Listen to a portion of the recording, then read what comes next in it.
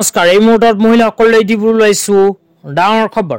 তো যিসকল মহিলাই অৰুণোদয় 3.0 আঁচনিত আবেদন কৰিব বিচাৰি আছে সেই সকল মহিলাই ভিডিঅ'টোত ক্লিক কৰিছে যদি অনুগ্ৰহ কৰি ভিডিঅ'টো স্কিপ নকৰি প্ৰথমৰ পৰা শেষলৈ চাই থাকিব, কিয়নো অসম চৰকাৰে ইতিমধ্যে প্ৰকাশ কৰিলে অৰুণোদয় 3.0 আঁচনিৰ ফৰ্ম।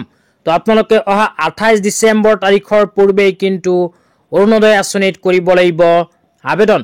তো যিসকল মানুহে অৰুণোদয় 3.0 আঁচনিত আবেদন কৰিব বিচাৰে সেই সকলৰ ভিতৰত এইবোৰ মানুহে কৰিব নোৱাৰিব আবেদন। তো কোনবোৰ মানুহে আবেদন কৰিব নোৱাৰিব হে আপোনালোকে জানিব বিচাৰিলে অনুগ্ৰহ কৰি ভিডিঅ'টো চাই থাকিব।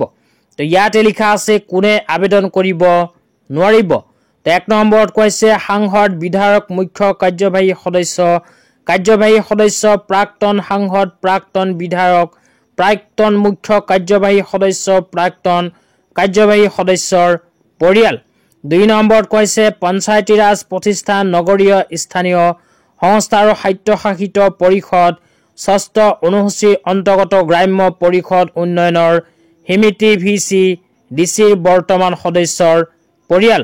3 নম্বৰত কৈছে চিকিৎসক, অভিযন্তা, স্থপত্যবিদ, চাৰ্টাৰ একাউণ্টেণ্ট, বেংকৰ বিষয়া, উকিলৰ পৰিয়াল। তাৰপিছত কৈছে বিশ্ববিদ্যালয়, মহাবিদ্যালয়, উচ্চতৰ মাধ্যমিক বিদ্যালয়, কনিষ্ঠ মহাবিদ্যালয়, উচ্চ মাধ্যমিক বিদ্যালয়, উচ্চ প্ৰাথমিক আৰু নিম্ন প্ৰাথমিক বিদ্যালয়ৰ শিক্ষকৰ পৰিয়াল। তাৰপিছত কৈছে অংগনবাদী কৰ্মী, মধ্যস্থ ভোজনৰ কৰ্মী, আশা কৰ্মী, আশা তত্ত্বাৱধায়ক তথা গাঁও প্ৰধানকে ধৰি যিকোনো চৰকাৰী নিয়মীয়া কৰ্মচাৰী। তাৰপিছত কৈছে আয়কৰ পৰিশোধ কৰা চৰকাৰী ঠিকাদাৰ আৰু যোগানিকৰ, ৰিয়েল ইষ্টেট বিল্ডাৰ। ইয়াৰ লগতে কৈছে উদ্যোগপতি, ব্যৱসায় অনুজ্ঞাপত্ৰ প্ৰাপ্ত ব্যক্তিৰ পৰিয়াল।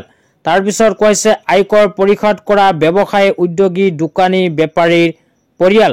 তাৰপিছত কৈছে ভূমি অধিকাৰী, ক্ষুদ্ৰ আৰু উপান্তৰ শ্ৰেণীৰ বাহিৰে পৰিয়াল। তাৰপিছত কৈছে 4চকীয়া মটৰ বাহন থকা পৰিয়াল। ইয়াৰ লগতে অৰুণোদয় প্লাছ অথবা তেনেধৰণৰ আঁচনিৰ অধীনত ৰাজ্য চৰকাৰৰ পৰা অৰুণোদয় 3.0 ধনৰাশি সম পৰিমাণৰ অথবা তাতকৈ অধিক পৰিমাণৰ ধন লাভ কৰা পৰিয়াল।